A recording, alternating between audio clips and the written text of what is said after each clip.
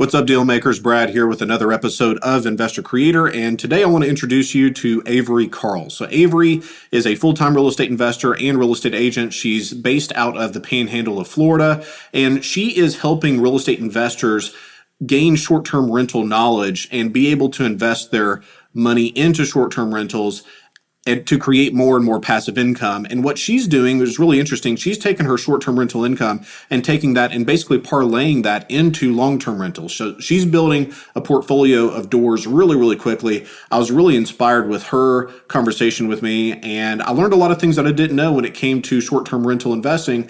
And you're going to want to listen to the idea of people being scared by the bears. So there's a story that she has. I'm sure that anytime you deal with the general public, you're going to have these kinds of stories. But her favorite story in terms of the most outlandish and most difficult tenant that she's had. So really interesting. So without further ado, here's Avery.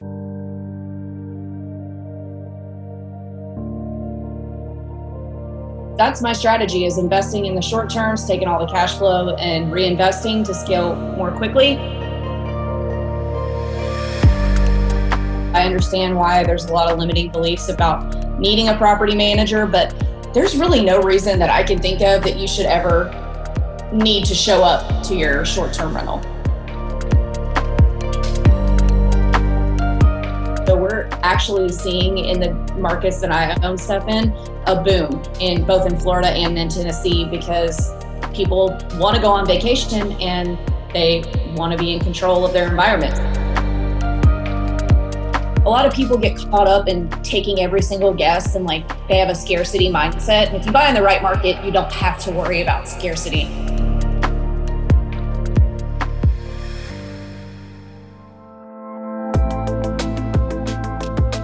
The real estate world is changing.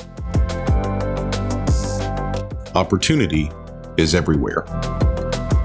It has never been so easy to connect, share, and bring people together. We're learning from others and finding the very best in ourselves. Challenging our beliefs, overcoming our fears, transforming ourselves so we can transform our business.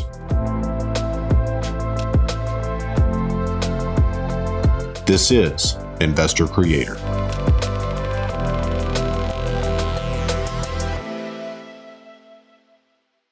Avery, welcome to Investor Creator.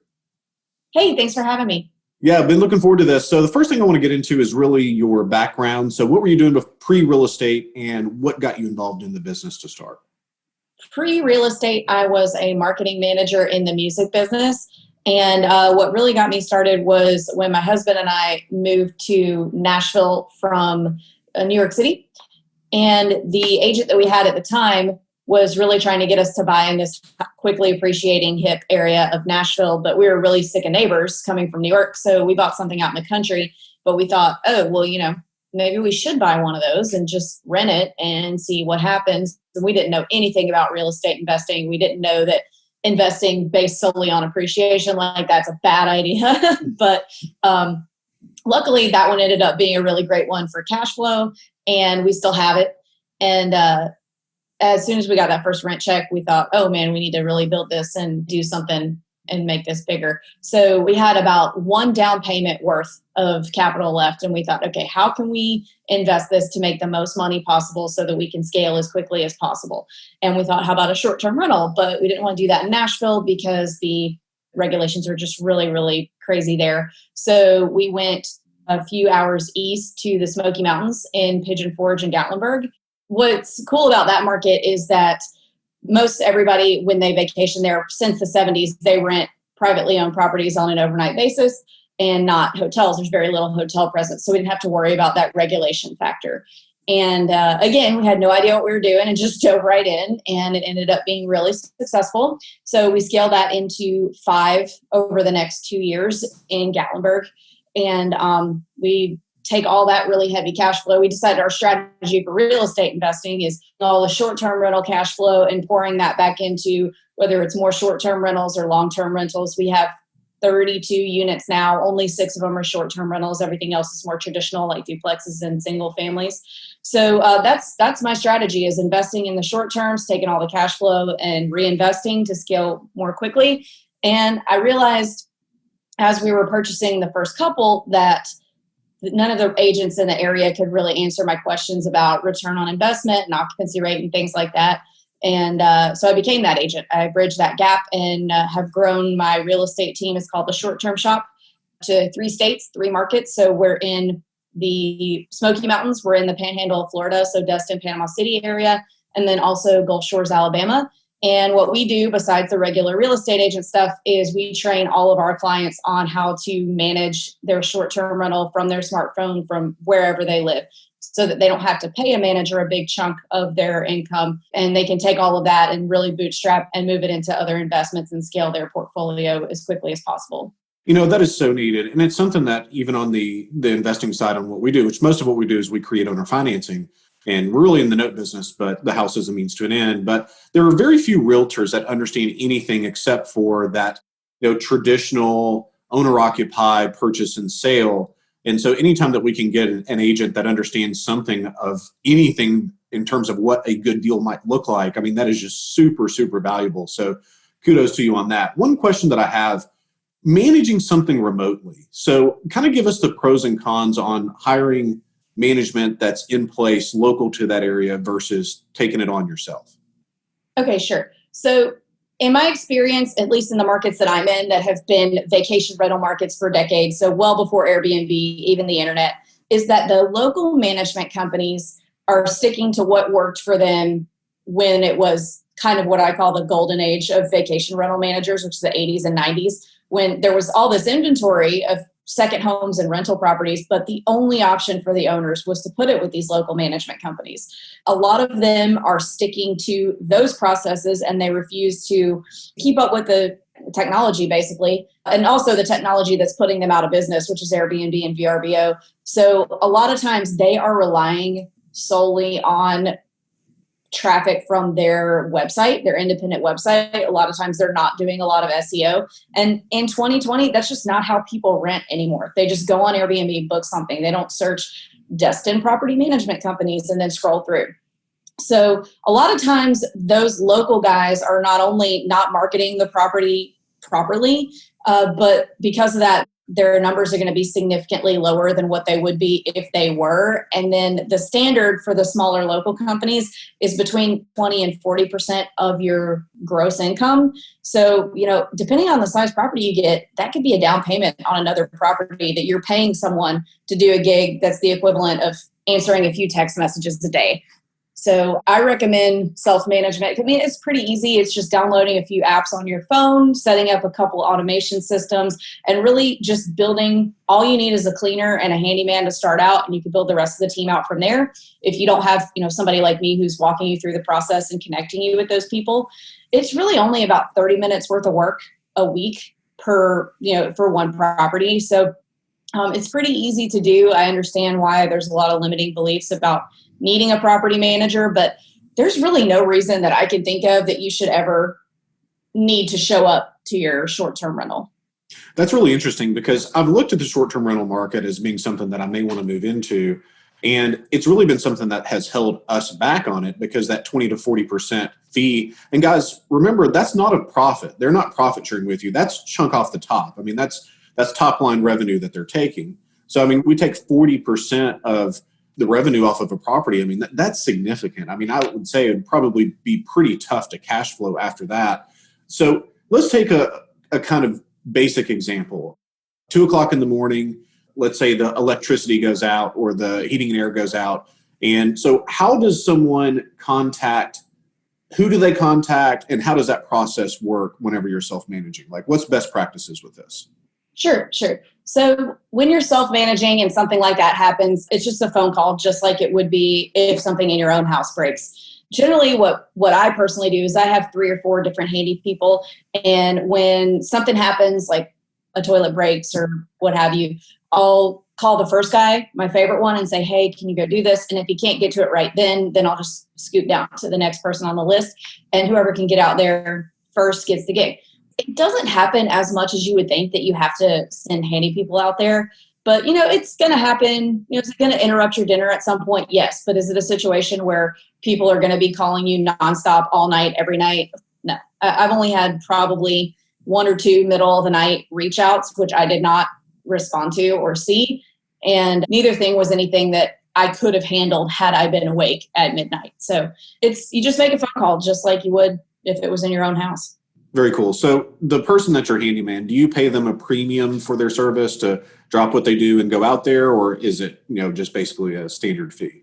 It's a pretty standard fee, but the markets that I'm in, being a handyman for short-term rentals has been an industry for a while. So they all kind of charge the same prices. My guy charges a $40 call fee. So if he has to go out there and just do something really quick, like change a light bulb, it's just $40. But if he has to spend some hours doing something, then it'll be $40 plus an hourly rate. So it's not terribly expensive, no. That makes sense. So let's talk about markets. So the three markets that you're in are very standard vacation areas. And I do have friends that have short-term rentals, and some of them are in areas that I never thought would be good for short-term rentals. Like they may be the first person doing daily rentals in a town of maybe 30,000 people. And it's a town that no one would know if I said it on the podcast. So do you see that these kind of anomalies happen in the short-term rental market? And is that a good idea to try? Or do you really feel like, hey, these vacation areas are tried and true across decades and decades of time. We want to stick where we know the model works? I recommend sticking where the model works. There's always going to be somebody who has something in some weird place that makes some crazy amount of money, but that doesn't mean that you're going to also if you go invest out there. So I recommend sticking to the regional drivable vacation markets that have established short-term rentals for a long time. And it's not a new thing as of the past 15 years when Airbnb came around. Like metro markets, I don't really recommend. A lot of people invest in short-term rentals in metro markets and they're really successful. But to me, that makes me very nervous because metro markets are historically hotel towns. And the hotel lobbyists are really what's behind all of the short-term rental regulations being really volatile. I mean, everybody's heard of Nashville's a really bad one for short-term rentals. And everybody's heard some story about their town not wanting short-term rentals around. And it's usually the hotel lobbyists that have that issue. And then also in terms of just being recession resistant, the drivable markets have historically and now in coronavirus done much better than metro markets and then the big fly-to vacation markets like Hawaii and Orlando, just because right now people want to get out of their houses, but they don't want to go on a flight and they don't want to go to big metro areas and be around a lot of people. But what they are doing is taking drive vacations, 5 to 8 hours from their house where they can control their travel environment by driving in their car. And then they get there and they stay in a short-term rental. So we're actually seeing in the markets that I own stuff in a boom in both in Florida and in Tennessee because people want to go on vacation and they want to be in control of their environment. So it's actually, we're seeing higher prices per night than we've ever seen due to coronavirus here. That's really interesting because I know that a lot of people look at the travel industry as being decimated by the virus. And I think that's really going away. I'm sure Florida had a difficult time whenever the governor shut things down, but I mean, that's been months ago. One thing to talk about regulation risk, and this is a personal story. So I'm based out of Nashville. I'm not sure if you know that. And I bought a quad in Woodbine for like $100,000. This was maybe 3 or 4 years ago. And so Woodbine was an area of Nashville where things are transitioning pretty quickly. And you would have property where you really didn't even know it was worth because it was appreciating so fast. It was like Buena Vista, North Nashville, and Woodbine was really coming up all at the same time. And I bought this quad for $100,000. And I was like, oh man, this is perfect. Like I can take this and make it a daily rental. And at that time, I could have permitted it as a non-owner occupied daily rental. So I went in, I gutted it, I reframed it, and I was putting in like 4 separate kitchens and all of this and really making it world class. And so I got it reframed and I just had a bad feeling about this deal. And then there was a crime that happened in the house and I was just like, it made it to where I didn't even want to go to the property. And so for 3 or 4 months, I just let it sit. And in that time, there was a lot of talk about like all this daily rental regulation in Nashville. And so ended up, they passed a bill in Nashville that made it illegal as a long-term, short-term rental. right? So I think they gave it like 3 years or something. It would have to transition over into a long-term rental. And had I done what I set out to do, and I had been like 3 or 4 months earlier, then I would have had a real problem because I was going to pour like 120K in rehab in this deal.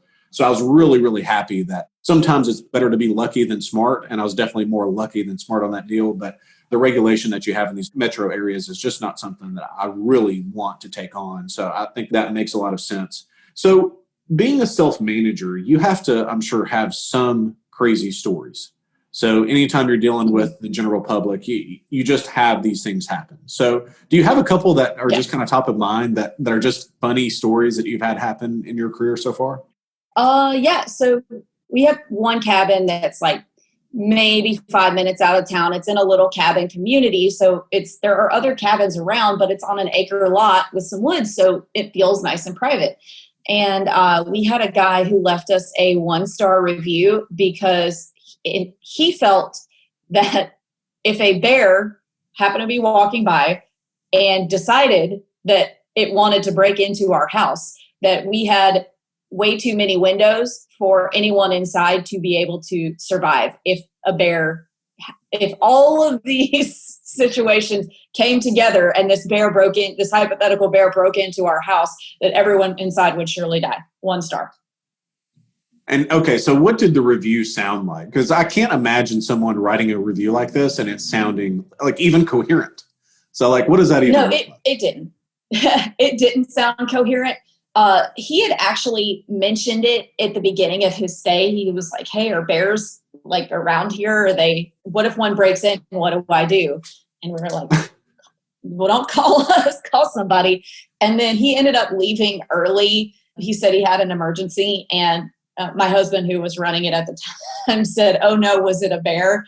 And so we were able to get that review taken down because he violated the policies of Airbnb, because he called my husband, I guess I'm not supposed to cuss on your show, called him a SHIT head on the public review. So that obviously you're not allowed to use profanity in the review. So we were able to get it taken down, but I kind of wish it would have stayed up because it was really funny. Well, I hope you at least screenshotted it. I think I would put that up in my office and frame it because that's pretty amazing. So let's talk about that. I mean, a lot of businesses live and die by reviews, and I'm sure that the short-term rental world is the same way. So how do you create good reviews, and how do you deal with problems where you just have like just generally crazy people? So the number one thing to remember is that there are always going to be situations where you're just not going to be able to please everybody. But what we do to mitigate that kind of stuff up front is we just ask a few questions when people book, and you generally don't have to probe very far to see that somebody's going to be a bad guest. Like partiers, well, a lot of times they'll come right out and say, "Oh, this looks perfect for my friend's bachelor party." And you're like, "No, sorry." And, if people are asking a lot of questions that are very clearly stated in the listing, like they're already being kind of high maintenance, those are the people that are going to be, if they're being this way before they even book, they're going to be that way times 10 when they're actually in the house. So if we can kind of tell if they're already being annoying, we'll say, "Oh, we'll just answer one of their questions in the way that we know they don't want it to be answered." Like if they say, "Oh, we have 7 people. Do you think that we could fit that many?" And our listing clearly says 5 people, and they keep pushing the 7 people. Then we'll just say, "No, I don't think you'll be comfortable. You should probably find another spot. We want you to be comfortable." So if you just kind of nicely twist it to where it was their idea not to book, then they usually won't, and they'll and you don't have to worry about the bad reviews. So a lot of people get caught up in taking every single guest, and like they have a scarcity mindset. And if you buy in the right market, you don't have to worry about scarcity. So they're just like taking every booking, but by not taking every booking, you are mitigating the bad reviews. So you'll end up making more money by not taking every booking. Yeah, that makes a lot of sense. Whenever I'm looking to book, if there's something below a 4.5 star out of 5, I mean, I really just don't even consider it. And especially if there's enough supply to where you don't have to, I could see that being a real issue. So I'm assuming that most of your bookings come from Airbnb. Is that correct? I would say about 85%, and the other 15 are from VRBO. Wow. I didn't realize that there was that big of a disparity between the two. And I was really surprised because VRBO has been around for like a lot longer than Airbnb. Do you have any idea why Airbnb is like the site now and VRBO is kind of like by the wayside? In my opinion, Airbnb is just easier to use, and VRBO's got a clunkier interface. So I think VRBO definitely had the opportunity to be like the company, but it's honestly just their interface is harder to use for people. Yeah, that makes a lot of sense. So, in terms of a listing, so let's say that I decide I'm going to buy a daily rental in one of these markets. What are some best practices in terms of the listing that I can make sure that the property looks as good as it possibly can? Professional photos are the biggest one and the easiest one. And I know that sounds silly that like, why would anybody not get professional photos for this? Well, those But cost about $100, Avery. yeah, I'm they're not sure if you know expensive. that. Yeah, they're expensive and drone shots are expensive. But if you have some really nice photos, I mean, the better photos you have, the more clicks you're going to get. The more clicks you get, the more bookings you're going to get. Because people look through the photos before they even look at the location or read anything in the listing. So they're already hooked if they like your photos and then they start reading the listing. So photos are of the utmost importance. It really is amazing to me that someone would invest in a property and then be concerned about the cost of pictures. That Right. is a big driving force in whether they're property books or not.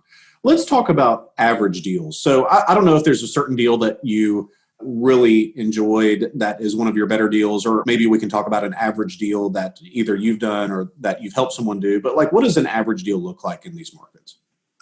So there's a few more moving parts than just, buying a regular long term, just because there's things you have to work around, because most of the properties in the markets that I'm in have either been a second home previously or been a rental previously. So they're all going to come furnished. By the way, furniture cannot go on a real estate contract. It has to be a separate private property bill of sale, because furniture is not real estate. If you're getting a loan and you have furniture on the contract, it really screws underwriting up. So we have to navigate that, because in my markets anyway, the furniture just comes extra for a dollar as is. It's not a negotiation point.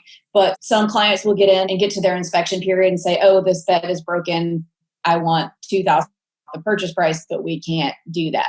So you have to navigate the furniture. You also have to navigate, if it's an active rental, you have to navigate scheduling the inspection around the current bookings, which can be a little bit challenging, because a lot of times they're in a 14-day inspection period. There might only be 2 4-hour windows where the inspector can go inspect. So that's a little bit challenging. Another thing that comes up a lot is if it has been a rental and it is an active rental, the transferring of bookings to the new owner. I always recommend not for owners not to go down that road, because we just have so much tourism here that they're going to get booked. If they do their listing right, they're going to get booked immediately right out of the gate. And a lot of times the trying to transfer ends up being just a pain. The guests, if it's an active Airbnb listing, the only way to transfer is for the previous owner to cancel them and send the new owner's Airbnb listing to them for them to rebook. So they already are going to come into the new owner's property a little annoyed that they've already had to rebook. Might make them a little more sensitive to other items in the house that not necessarily would have been before. So it can affect your bookings. And what else?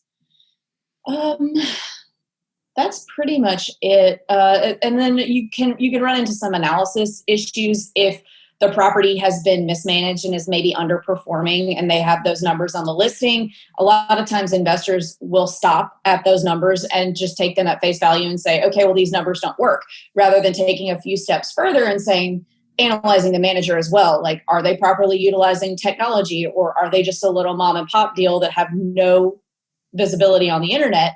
Those kind of things make a huge difference. So you definitely want to always take those few steps further, and don't just take rental history at face value when you're investing in these also. That's really interesting. And I'm sure that what you do is kind of play detective with the numbers. And it's like, okay, if I was managing this thing myself, then what would that look like in comparing the two? So when you're doing your due diligence in the process of purchasing, are there some red flags that you really look for, or there's some conditions in terms of like the condition of the property or anything like that, to where it's like it's a hard no, like I'm not going to do this deal? Um, in the markets that I'm in, there's other than just like major inspection items, there's not much that will make me just say absolutely not, unless there's some kind of contractual obligation to stay with the current manager for a certain period of time after closing. I will not do that. But other than that, it's all pretty straightforward. Interesting. Very good. I guess my last question is this. So there are a lot of people that have long-term rentals, and they may think, well, maybe this would be better as a short-term rental. If they're not in a market that's one of these just A-class markets in terms of vacation history and, decades of people vacationing in these markets, do you recommend that they try the short-term rental idea and go that route? Or is it something it's like, it may just be best as a long-term rental? I guess it just depends on the market. Like a lot of my long terms are in Chattanooga, which a lot of people have short terms in Chattanooga that they do pretty well with. I would personally never try to convert any of my long terms in Chattanooga into short terms, just even though there's some vacationing going on, because I just really want those really documentable tourism numbers. And Chattanooga, even though it's got a little bit of that, it's still got some regulation issues. So to me, I personally wouldn't buy unless it's one of those vacation markets. I need it to be a mature vacation rental market in order for me to want to actually have a vacation rental there. Yeah, and that makes a lot of sense. Guys, really appreciate Avery being with us today. Avery, for those that are interested in talking to you about how they can get involved in short-term rentals in these markets, what's the best way for them to get in touch with you? My website, theshorttermshop.com, email's right on there, numbers so you can text us. We're millennials, we like texting, or you can call us, but texting's better. Social media, it's all right there. Very good. And guys, we'll put that in the show notes for anybody that's interested in reaching out to Avery. Avery, appreciate you being with us. Thank you so much for having me.